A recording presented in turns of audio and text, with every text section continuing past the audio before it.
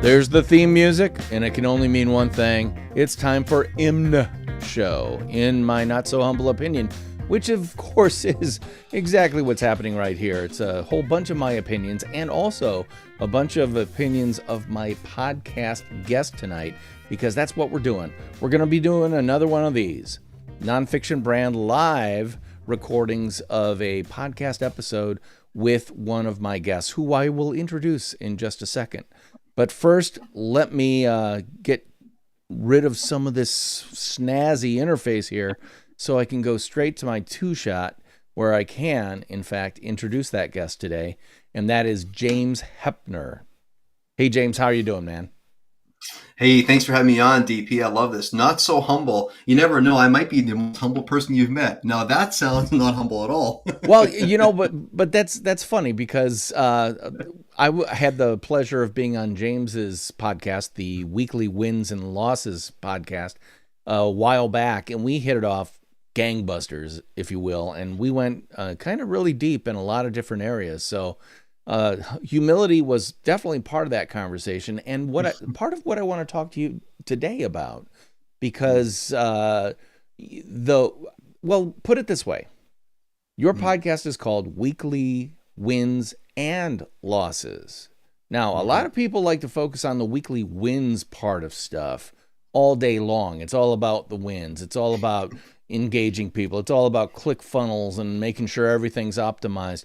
But you're saying, and I've read this in your actual website, that when people focus only on the wins, they're leaving 50% of your life experience on the table. What do you mean by that? And is that what the title of your podcast is all about? Living a full, complete life that includes both wins and losses? Mm-hmm. Well, it's fascinating. You had a great intro, and then I couldn't help but tap in with the words that I came in with, saying that perhaps I'm the most humble. In that moment, what I experienced was, I might just be dropping this. Like, how is this playing out? This is perhaps a big loss. And so life is many things. Life is wins, losses, and sometimes we feel like draw, win, lose, or draw. And I think, honestly speaking, when you contemplate anything that you birth, whether it's an idea to get married to your life partner, launching a business, we have this grand idea, and that idea is it's going to go like this. And though we sprinkle some possibilities in case it doesn't work, the only thing is when we propose and we get married, life happily ever after the rose comes the realness. Or after we launch our business proposal, maybe the realness of what we thought could happen and maybe the worst of what we planned for, it's not that level of worse. It's maybe a less difficult worse, but we hadn't thought of that worse. And so we feel like we're losing, we're let down. So when you contemplate, think about, well, what do we want? We want to experience life fully, all the wideness of it. If we look to one source and only about one, life is a balance between truth is wins and losses. That's how the human perceives life. Am I winning? Am I losing? The good news is if we stop making half of our life the bad news. Because losing isn't the bad news. Losing... That's a very interesting perspective, because especially here in the United States, so many of our... Well, put it this way, if you follow social media, any of the gurus or guru wannabes on any social media channel, they'll always be focusing on the positive, almost to a fault, and I think actually to a fault, because, as you say, you could not have wins without losses unless you are a perfect, godlike human being, and guess what? I've never met a perfect, godlike human being in my life. And I certainly have experienced as much failure, or I don't think of it as failure. I think the word losses that you use is more appropriate than failure, because to have a failure is to be a failure, but to have a loss does not necessarily make you a loser. Like if you were playing baseball and Agreed. you were a 300 hitter, you're missing the ball more often than you're hitting the ball. And yet, if you can stretch that to like an average of every 3 at-bats, you're in the Hall of Fame, to quote Kevin Costner's character in Bull Durham. You know, if you can squeeze out that extra hit per game, boom, you're in the Hall of Fame. And that's interesting. So is that what you have in mind by using the word loss? You know, to be honest, I was sitting in the hot tub one day and I was just tapping into what the world is about. In this moment, what has it maybe always been about? And I'm like, oh, James, stop asking questions. What it's always, you don't know what it's always been about, and that's fair enough. I don't. The only thing I can tap into is what's happening in present day. And so I think for example, when we start the day, we crawl out of bed. We're hoping that today might be a good day, so we use the good. And we're thinking to ourselves, well, some of the areas that we might want to avoid are the bad, because let's not get involved in an accident. Let's not have a flat tire. Let's not get fired. Let's not upset our client. That's our top echelon client. Fair enough. The only thing is, we understand that unless we have challenge, there is no good news. Challenge actually brings to the surface something for us to do and to be about. And then when it happens, we get to decide if we were going to take it and use it for growth and for gain. And again, a loss we don't convert to a positive because it's not negative. It's not bad. It's not negative. A loss, and so I chose the name a loss simply to relate, and you know me, I'm a spiritual person. In life, often we think to ourselves, okay, I want the good news, but the bad news, let's put it out there. The only thing is, who's the creator of the bad news? Is it some force? Is it some satanic presence that's going around looking to devour? Or is it that we give ourselves these narrations? So an example would be something like, let's say we're looking to score a deal and it's going to bring us an extra $250,000. We don't.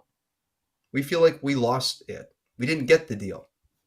We get to decide what this means. And what I mean to say is, we get to decide if we're going to stay with the facts or if we're going to do what Enron does, and that's play fantasy world. Unless you stay with the facts, you're going to find yourself in a very treacherous downward slope. You get a change of facts, and then you wonder why you can't see clearly. You wonder why things fall apart. Reality tends to reward those that harmonize with what is.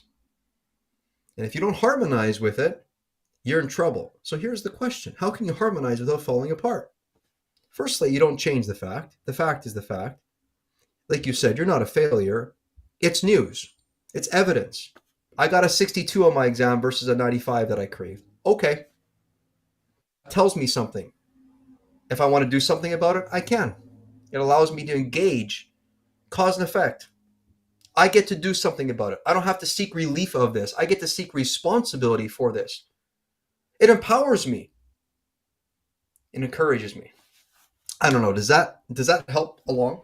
Yeah, it does, especially something you said a little bit earlier about the fact that you were saying there are people who live in the real world with reality, with facts, with truth, and then there are others who perhaps play much more loosely with such things. And frankly, with the podcast, the name of Nonfiction Brand, just guess which side I'm on.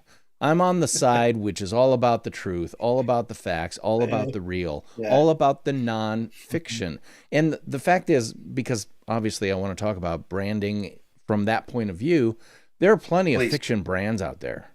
All you have to do Mm-hmm. is see that person who's always happy and everything's going fantastic. And then you find out that this influencer brand on Instagram, as an example, has actually had her marriage fall apart as she was trying to keep everything together because that's what her brand was all about. The closeness of her and her husband, and then all of a sudden they're getting divorced. It's like, so all that happy stuff you showed, none of it was true? No, some of it probably was true, but the reality was it wasn't true at all because the foundation of that brand is actually built on sand. And Mm-hmm. am I getting it correct that you are someone who says, no, you've got to build it on something much more concrete, much more stable, much more static than Mm-hmm. ephemeral? Yeah, no, that's a really good way of putting it. And I do think, and I think listeners would agree. I think we all want to be happy, and that's good. But I challenge all of the listeners to go to the Google and type in just something simple like emotional wheel. Just type in emotional wheel, and you'll see what comes up. You'll see this wheel of all these emotions. It's full of emotions. You'll have emotions that deal with happy, joy, and then you'll have emotions that deal with surprise, and then you'll have emotions that deal with sadness. You'll have emotions that deal with anger. You'll have emotions that deal with boredom. You'll have emotions that deal with depression. You'll have a wide range of emotions. Listeners, ask yourself the question: who decides which emotions are safe and which ones are not safe? When you selectively choose only the joyous ones, your joy is limited in perspective and scope to the amount of pain you feel. When you feel more pain, you feel more joy. So entry level psychology says you want more joy, feel more pain of the world, feel more from within. People go, "Oh, but isn't that dangerous?" The truth is, what feels dangerous?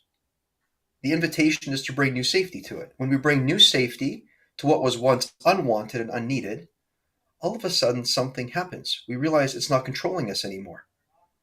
And we've made safe one emotion. You do this for more emotions, and all of a sudden you're not bullied in life by having a feel that comes to the surface. Because a feel is a feel. And it's a good thing. It's an arrow pointing to an action. So on in relation to anger. I'm an amateur on the Bible, and Bible says, "Be angry, but sin not." So anger is a good thing. Unless you're angry at something uh, pretty much constantly, like you don't have a mission. Your anger should point to something. Your anger is supposed to take what you've got and point it to an action that will set you up for the right action for that moment. Anger not so you can project it onto other people, but anger so that it activates your purpose. And next to anger is sadness, and next to sadness is love. Now, if you stay stuck in any emotion, that's where people get really in the weeds. And you know this. So people say, well, depression, how can that be safe? Well, I'll give you my story. I was once deeply depressed. I slept for 18 and a half hours a day for 2.5 years. I checked out of life. 2 kids? That was over a decade ago. It was like 13 years ago. 2.5 years. Doctor says I was depressed. It's a selfish state is what it was for me. I'm not saying it's like that for everyone, but for me, it was induced suffering, self-induced suffering. I believe my story shouldn't have happened. It wasn't fair. All this victim attitude garbage. I vowed when I came from that story that I would never talk about depression again. I conquered that. If you ever want to see someone not really doing work, it looks like somebody pushing something away and not making safe and room for that from within. Because ask yourself, if you go through pain, don't you want it to serve a purpose? Don't you want it to give greater gain? What does that require? You push out or you utilize? Do you eliminate it or do you bring it in to integrate it? Unless you integrate and bring together, you're never transforming. And now your pain and your suffering has no purpose. So the core of the work, when I talk about emotions, I mean, I'm about I'm about many things. Emotions isn't the primary thing. What I'll say though is emotional mastery is very important. When you think about which emotion, so look at an emotional wheel, and I challenge every one of the listeners, find an emotional wheel that you like the picture of, print it up, and then circle which emotions you typically feel, and ask yourself, why don't I feel those emotions? And you'll probably, if you're honest, you'll realize you actually have the invitation to feel sad or to feel angry, but you numb out. You don't feel it. And where do all those emotions go? Well, back to your concept, back to your example, DP. This lady gets married.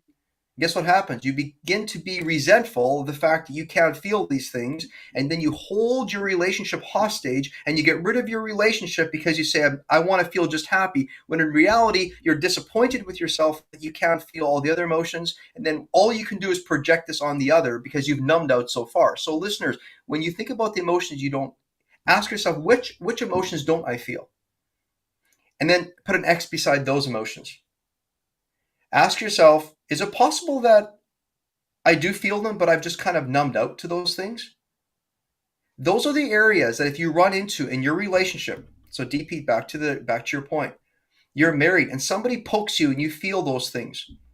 Those are areas, specific areas that you have become blinded to. They're like blind spots.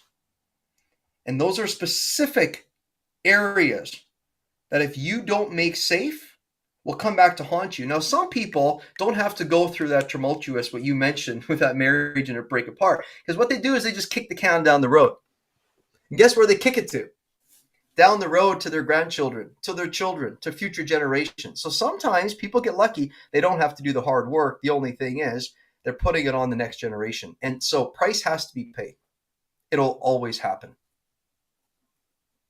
Yeah, I think there's a great deal of truth in that, and uh, you have embraced everything that you've just talked about into what you do as a coach, as a leader, as a community founder, if you will. Can you talk for a little bit, or give listeners a little bit of a introduction to what you're all about in terms of you, the personal brand called James Heppner? Mm-hmm. Well, that's an interesting thought. And you're so gracious. You're giving me the opportunity. I don't get asked that question quite like that often, and so it takes some contemplation. But I would say, um, all of who I am, is just about inviting people to the dimension of how reality is good news, and how to participate with what's directly in front of you is actually what you want.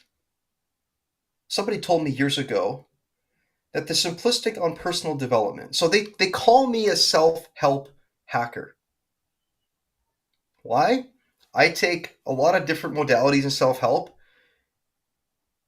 and I intertwine and interweave. Then I find the thing so I listen to who's in front of me and then find the thing that will activate their strength. When I think about making room for the things that are uncomfortable, it's strange because we all want to get bigger. We want larger gains, larger wins. We think that's the answer. When yet the truth is, contemplate this. Some night, lay on the ground, look up at the stars. How nice isn't it to observe them? How nice isn't it to feel small, not large? How nice isn't it also to feel large? You see a beetle on the ground, you feel powerful. I could kill it, I could walk by it, I could help it along. Both and, they're good. So you're right. I am a coach. I'm a results coach. I have a community. It's called Weekly Wins and Losses. Every Friday at noon, I have a no charge call where people from around the world can come and share a win from the week and a loss from the week. And there's something that's just magical what happens when somebody speaks a loss. It's almost like the audience, we begin to realize, and especially like what we don't do is we do not convert it to a positive. We let it be. And there's something about just allowing that to exist allows the human to realize that the whole week there was a reason for this, perhaps. And number one, the community makes it safe. Secondly, they hear themselves saying it. And so often when you say it, the power of it, the sting of it goes down. And thirdly, it's like, well, actually, by me saying it here, the reality is it's serving a purpose, because see what these other people are onboarding. So yeah, I am. Some people ask me the question, what would you like your legacy to be? And it's kind of like a wonky question, because years ago, before my story, I was solving for significance. I wanted to be important, I'll be honest.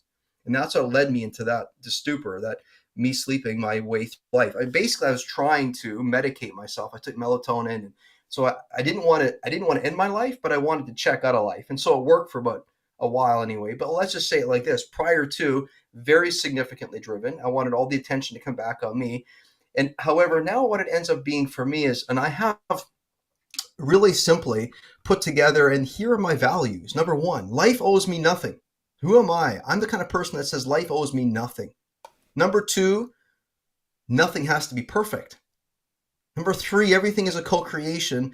Number four, nothing traps me and everything frees me. And I got a final little thing that I always remind myself each morning, and that is, I do not need to be in control, nor do I want to be. I simply need to allow it and participate with it. And that for me is just a lesson that I learned. You see, when I checked out, I'm like, wow, there's nothing for me to participate with. I'm just a victim of the story. The good news is that we get to participate. We get to bring the certainty we're looking for. We don't have to look for it. We get to bring it. We get to experience the mystery. We get to feel fear. We get to not be afraid of the fear. We get to onboard a win and a loss. We get to decide if we're going to gain from it. We get to decide if we're going to be ashamed of it. Because here's what happens if you don't own up and reconcile the truth. Slowly you become like Enron. And then slowly, perhaps, and I don't know what the people at Enron did after they all got canned or it all went to pot, but what you're going to realize is what requires courage for you to act in the following week, in the following moment, is that you've observed that something that you thought was going to turn out a certain way didn't, and you still were okay. Because if you prove to yourself that when you lose and you fall to bits, ask yourself, how much courage are you going to have to action the next big thing? You won't. And if you do, it's going to be like I'm looking for permission, and could you give me this? It's going to be weak. You got to reconcile. You got to bring together. So I don't know if that answers your question. It's a long rant, but there you go. Well, listeners and viewers of the live stream, you can certainly see what James is about. He's approaching what I would call branding, or creating a foundation for you, your whole life, your authentic, whole, genuine life. And it requires staring at all the good and the bad in the face and bringing it in and saying, yes, this is part of who I am. Because I would not be here now if I were not there then.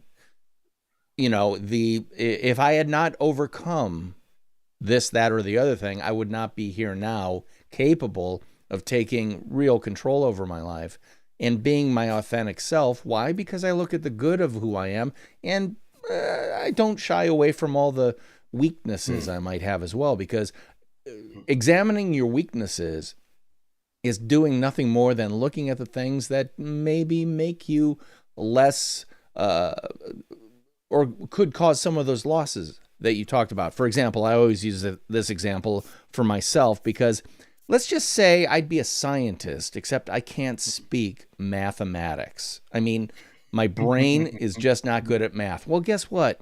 Science kind of needs you to speak mathematics. Well, I came to terms with that very early in my life. And for a long time, I thought myself to be a lesser, or to be a loser, if you will, because I wasn't good at math. Until one day I started saying, well, what are you good at?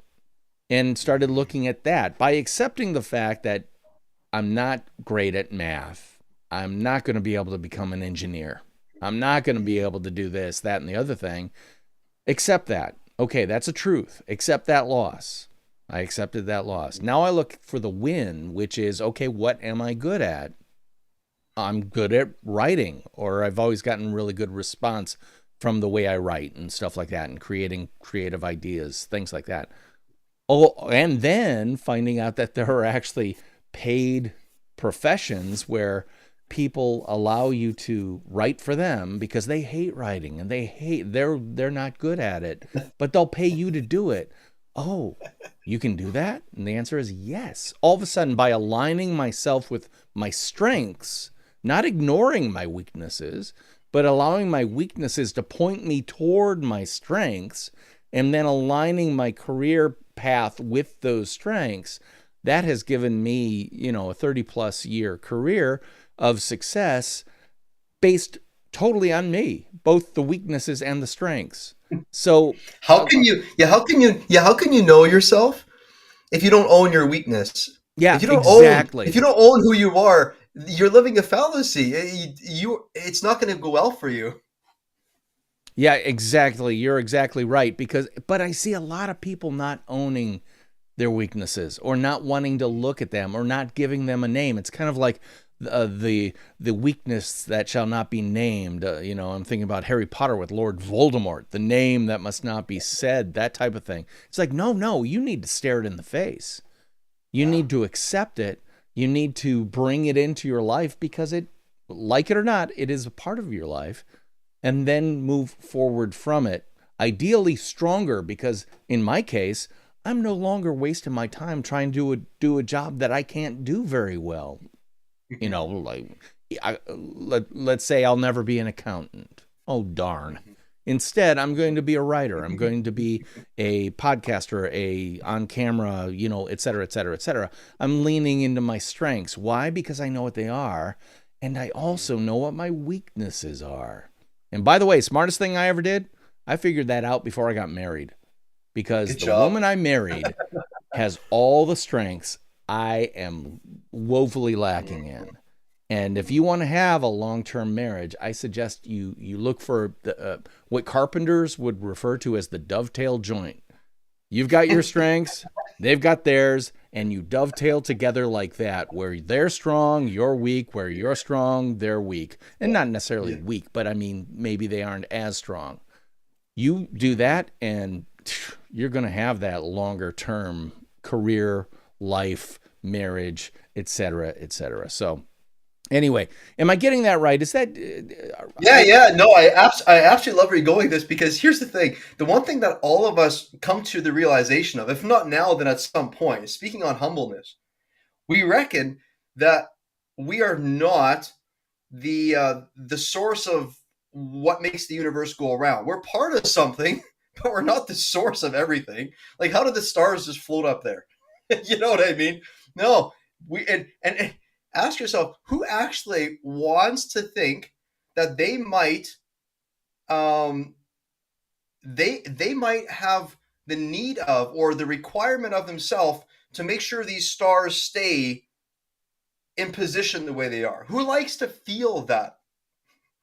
When you're laying on the dirt and looking at the stars, doesn't it feel nice to know that you don't have to control it all? It's what the human wants. The human wants to experience life fully.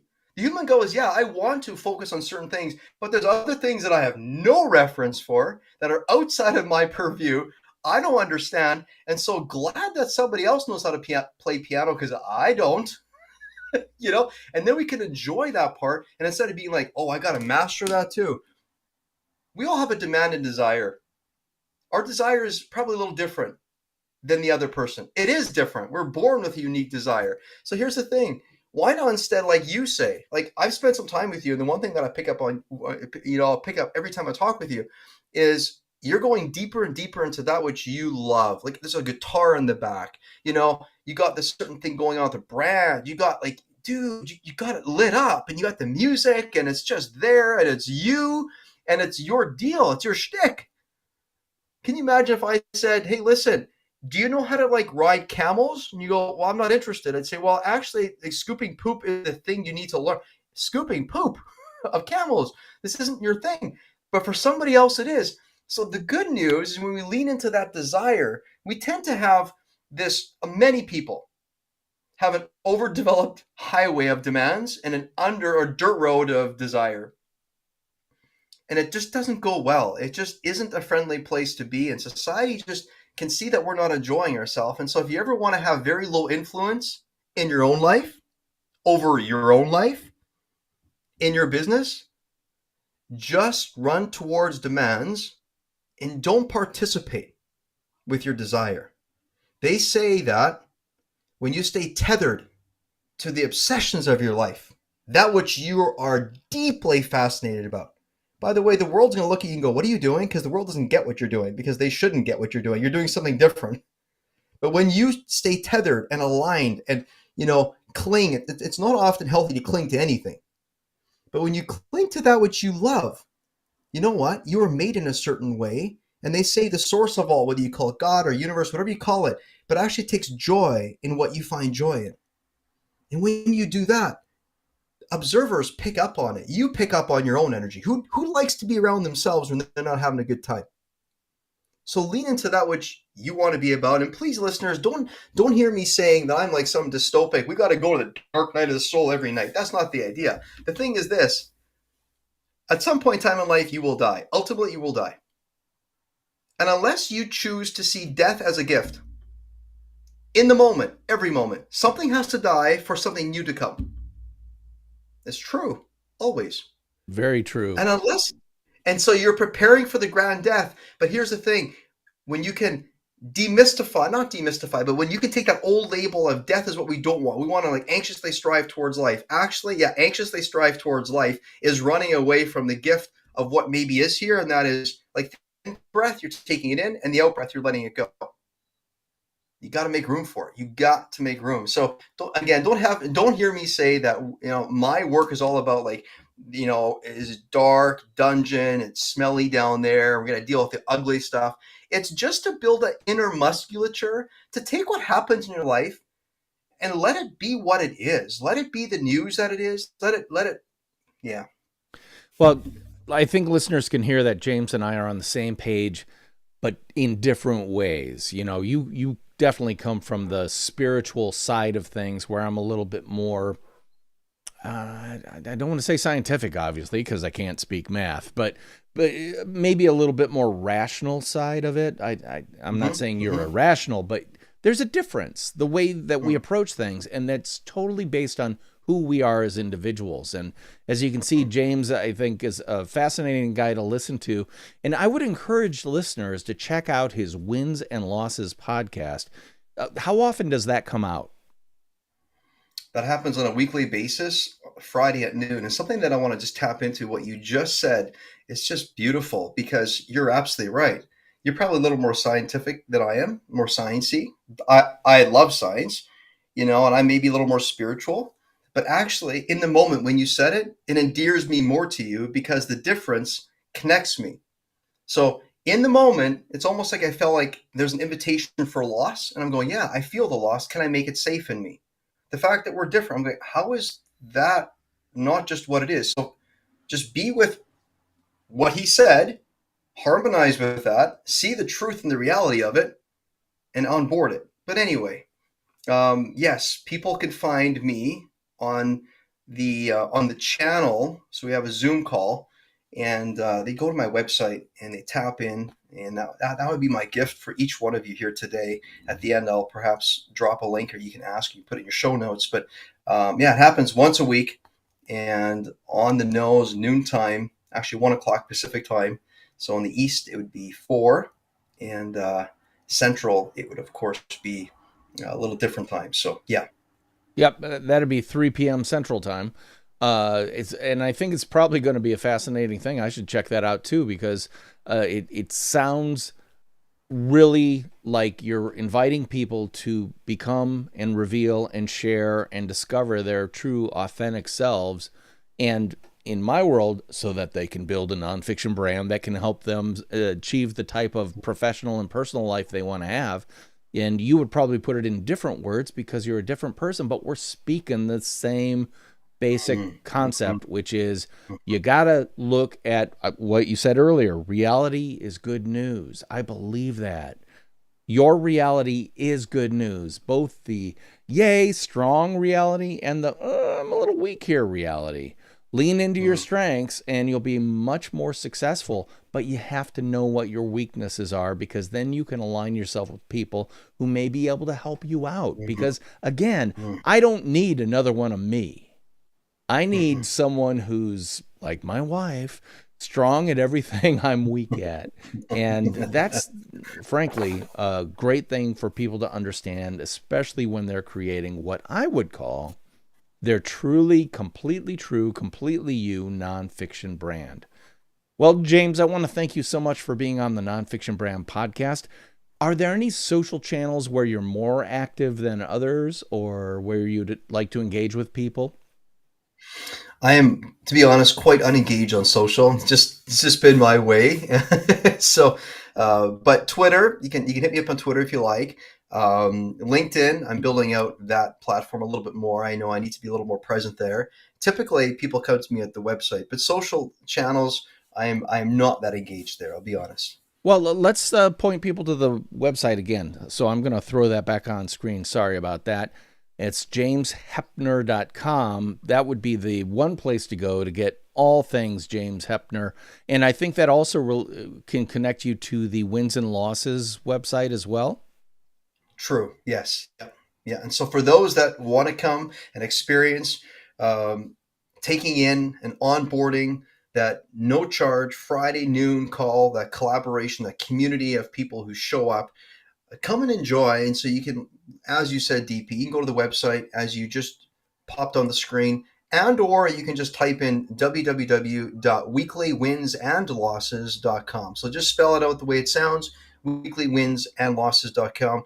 And when you scroll down that page, you'll see there's an invitation for you to join the call. Just click on it, put your name in, and welcome. And by the way, if you want to just come and observe. If you want to come and share, come and take in the experience. It is quite unique, to be honest. And I'm not trying to oversell this. It just is. I've done this for a long time, and it's a really unique one. So, well, very cool. And again, check out James's Weekly Wins and Losses podcast wherever you can get fine podcasts for free. And by the way, listeners, can you do me a solid? If you're listening to this podcast and you enjoy it, give it a review. Tell other people about it. But that review part is the thing that really makes a difference. If you find it on Apple Podcasts or whatever, I sure would appreciate you telling the truth about how you feel about the Nonfiction Brand podcast. That's it for me this week. I'm your host, DP Knudten, and he is James Heppner. And I'll be talking at y'all next week. Bye-bye. Take care. Pause. So, live stream viewers, we're going to wrap up this episode of IMNSHOW, which looks a little something like that. And I'm going to say goodbye to James, but I want to say goodbye to you first. Thanks for watching. And whenever you see that little notification that DP's going live with IMNSHOW, please join me, because I'd love to have you watch whatever I got to share whenever I got to share it. Until next time, there's a little bit of outro music, and I'll be talking at you guys next time.